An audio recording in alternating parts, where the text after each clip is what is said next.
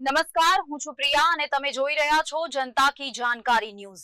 નજર કરીએ આજના સમાચાર ઉપર। મહુવા શહેરની નવી બનેલી સરકારી હોસ્પિટલમાં આજે એક હૃદયદ્રાવક અને તંત્રની પોલ ખોલતી ઘટના સામે આવી છે। પોતાના નાના બાળકની સારવાર માટે દાખલ કરનાર એક મહિલા દર્દી પર અચાનક ચાલુ પંખો તૂટી પડ્યો હતો। આ દુર્ઘટનામાં મહિલાની આંખના ભાગે ગંભીર ઈજાઓ પહોંચી છે અને ટાંકા લેવા પડ્યા છે। પ્રાથમિક માહિતી મુજબ ઈજા એટલી ગંભીર છે કે હાલ તેમને આંખે જોવામાં તકલીફ પડી રહી છે। નસીબજોગ આ ઘટનામાં માસૂમ બાળકને કોઈ ઈજા પહોંચી નથી, પરંતુ સવાલ એ ઊભો થાય છે કે જો કોઈ મોટી જાનહાનિ થઈ હોત તો જવાબદાર કોણ?